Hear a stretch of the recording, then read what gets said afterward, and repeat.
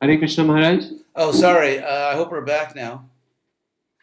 Yes. I think there was an internet problem. You were speaking about. Yeah. I remember what I was speaking of. So, to all people in the conference there, sorry for the interruption, and also on Ustream.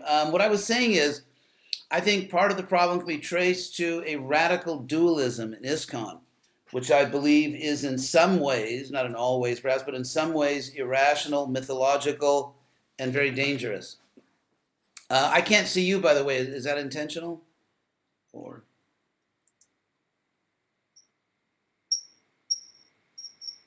and thank you. That dualism is that radical, I believe, irrational, mythological dualism is dividing the world in the most extreme way between a sacred part of the world, which is almost culturally infallible and perfect, which is India, and a sort of a vulgar, profane Western world.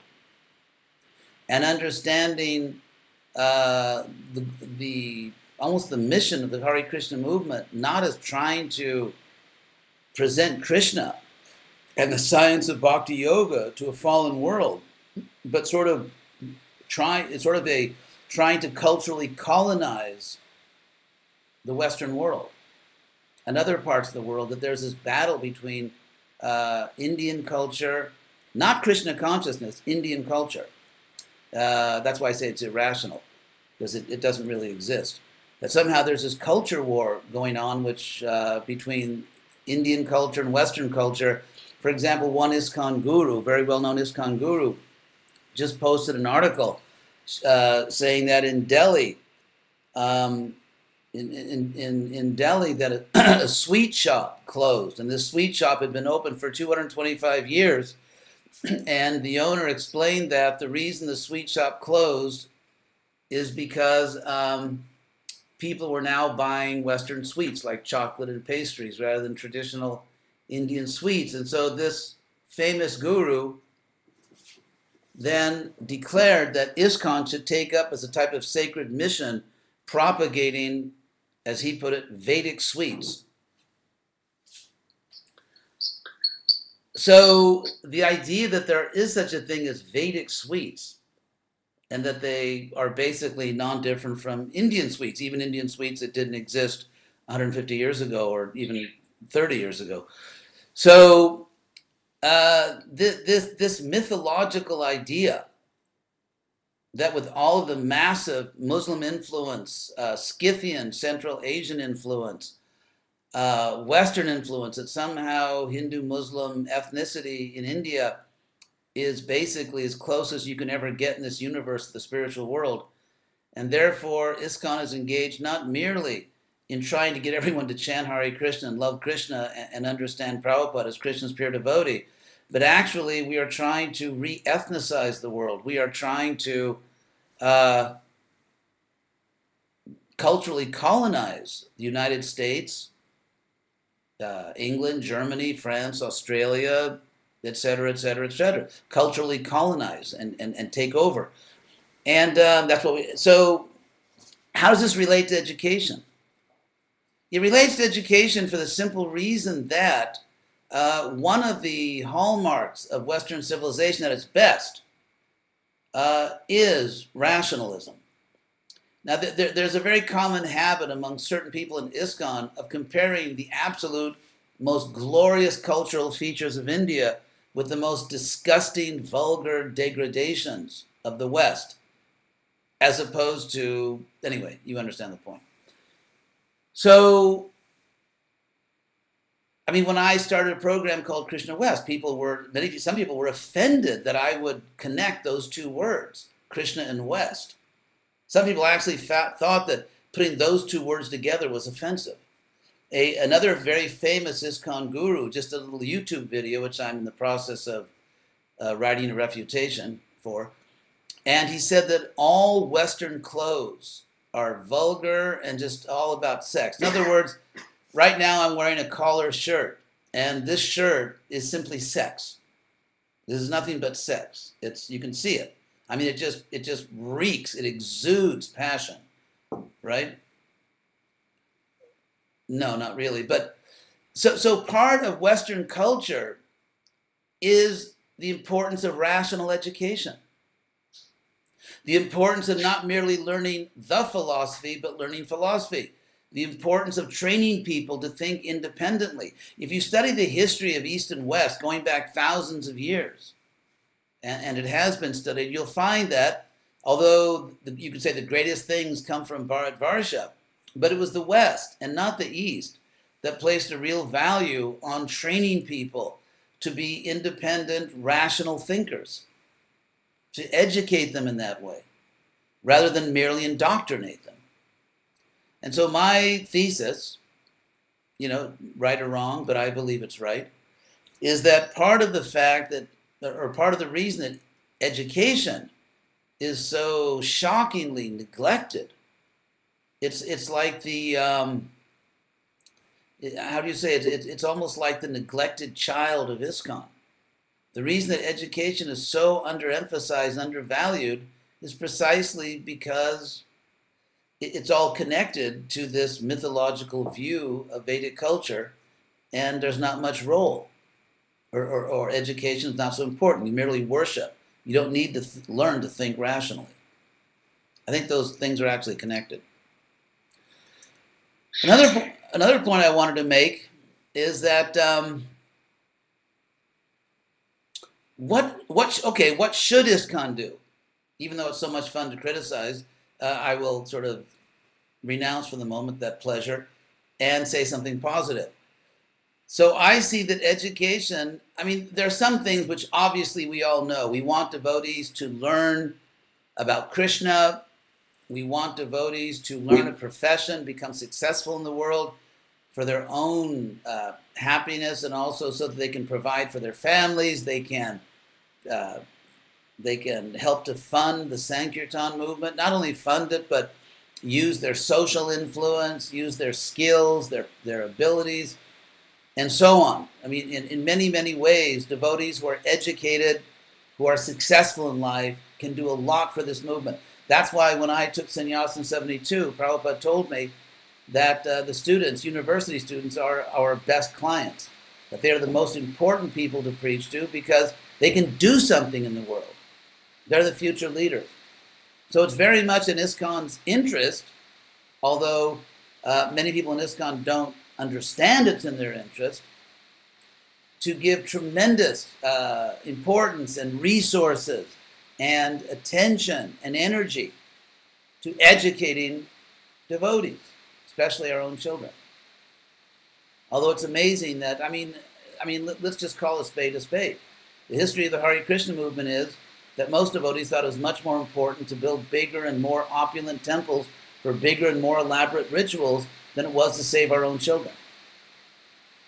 Let's just, we're all adults. Let's just give things their real name and say what it really is. And so we have a cultural problem.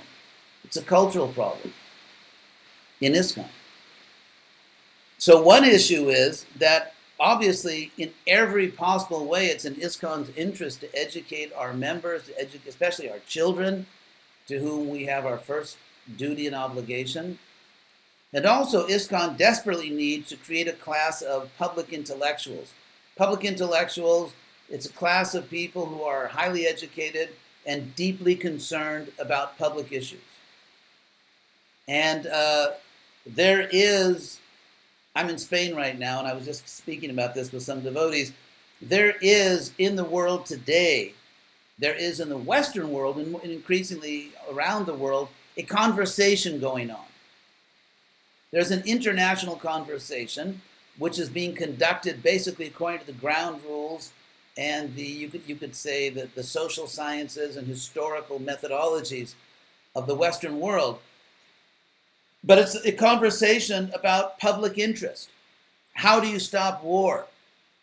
Why is the Middle East generating unlimited trouble and suffering and mayhem and murder in the world? And how do we really once and for all settle the post-colonial problem? What is the role of religion in public life? For example, in France and in places like Morocco, There are programs, actually began in Morocco, there are programs requiring Muslim imams, people who have the legal right to preach in Muslim institutions. They are required, as like people in other institutions, rabbis and priests and so on, to take courses, to get a certain amount of education, and that education includes teaching about tolerance and respect for other religions, and the values of the country you live in, the values of the country you live in, and how to respect those values, such as free speech, a Western value which allows us to have an international society for Krishna consciousness. So although some older devotees, even sannyasis, think that they see nothing but sex in the Western world, actually, there are also human rights which make possible ISKCON. And so that conversation, which started in Morocco, the king of Morocco, and then it's now in France. And so that type of conversation, what is the role of religion? What is the role of spiritual leaders in the public life of a country? To what extent should spiritual leaders simply teach their doctrine? To what extent do they have an obligation to honor and respect the public values of the country they live in? To what extent do we do that? So these are conversations going on, and we should be participating in those conversations. Now, interfaith conferences are wonderful, and I participate in them, and it's a great service. But the people that participate in interfaith conferences, to some extent, talk to each other. And although there are ripple effects, to a great extent they talk to each other. Whereas there are other public conversations going on where you're really talking to the world. You're really talking to the world. And so we need to train public intellectuals, because without ISKCON education, basically we are just training people to give classes in temples, to preach to the already converted, or we're training devotees, not everywhere. I don't mean to say that nothing good is happening anywhere. Let me put it this way. We have to be careful. We don't just train devotees to perpetuate our isolated, discourse, where the whole world is talking, everyone's talking to everybody else in the world. We are outside that conversation, and we have our own thing that we talk about, and no one is listening, or very few people are listening. In America, for example, among, you could say, native Western Americans, very few people are listening to us. I'm traveling around Europe right now, very few people are listening to us. So I see the role of education as training devotees not to continue this basically futile attempt to get the whole world to come to us, but rather training and educating devotees so they can go to the world. And they can enter into the global conversations that are going on about war and peace and morality and spirituality and God and the soul, and how these interface with legislation and international treaties and so on. We need to go to the world, because the world's not coming to us. And that can never happen without education. So, maybe the last point I'll make, and then I don't know if we take questions in this program, but right now I am not aware of any major campaign in ISKCON to promote education. I'm not aware of any such campaign. I mean, I give donations from time to time, different gurukulas, and then for a year or two I get their digital newsletters.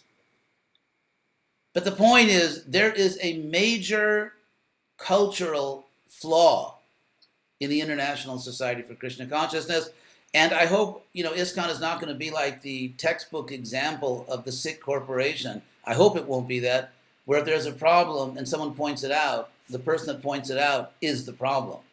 The problem's not the problem. The person that points it out is the problem. And so the simple fact is that the Brahmins, the educators, the educators are the Brahmins are the educators. I see that there's a desperate need for the Ministry of Education and all the educators to educate ISKCON. It's really not just about educating the kids, although that's extremely important, and there's no service in the world that's more important than educating our own children or educating, older devotees. It's probably the most important service in the world. But apart from that, we have to educate ISKCON, because ISKCON at this point doesn't get it. ISKCON as a society doesn't get it. That's why there's one North American GBC at your meeting right now. I think that kind of says it all. Prabhupada said that he came to America, he came to the West, to establish a Brahminical class, to reconstitute a Brahminical class, because modern society is a headless body. Well, as much as modern society is a headless body, ISKCON is a disembodied head.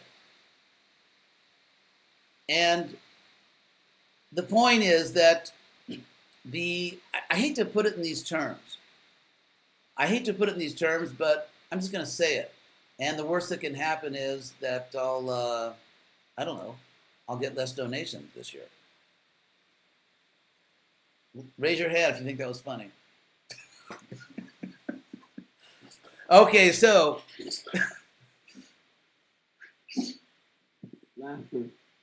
I mean, unless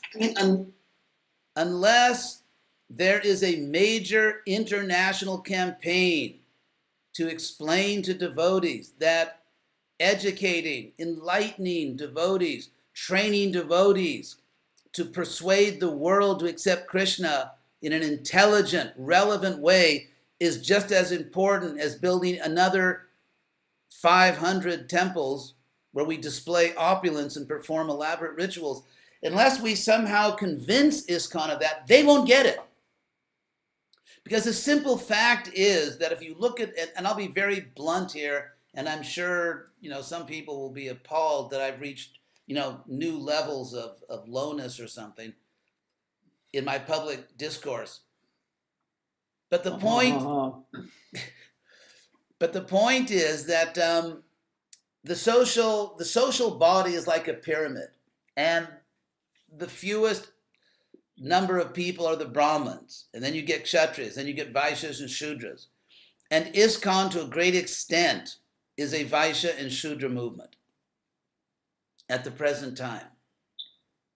Because for all the talk about we're saving the world, theoretically, and for all the talk, I mean, we're supposed to, but we're not exactly doing it, at least most of the world, we're not really saving right now.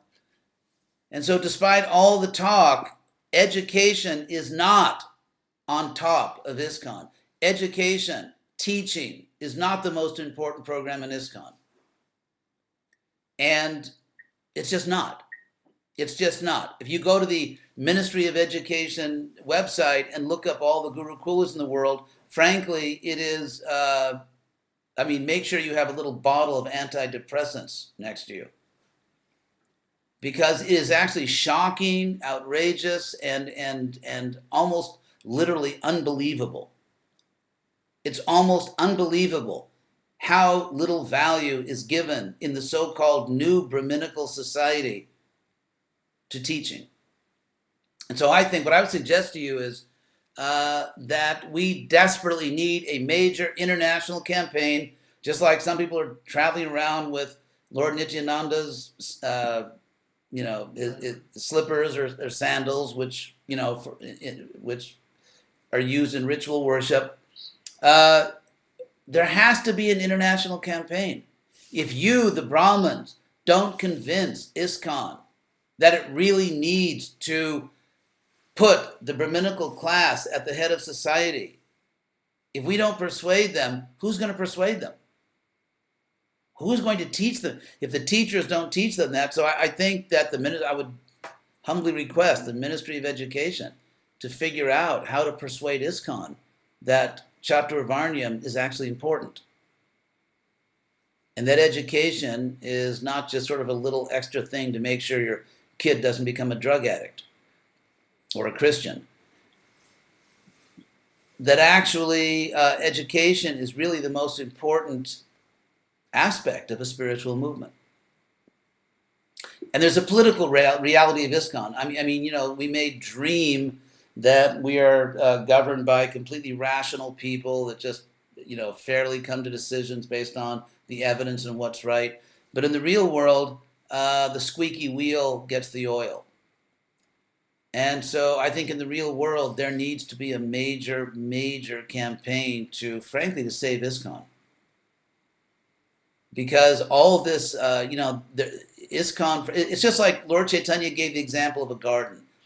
You know, you plant the devotional creeper, but then the weeds grow. And you have to periodically weed the garden.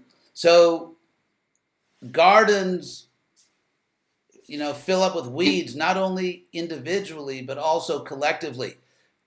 You know, ISKCON as a society is also a type of devotional garden. And there are quite a few weeds in it right now.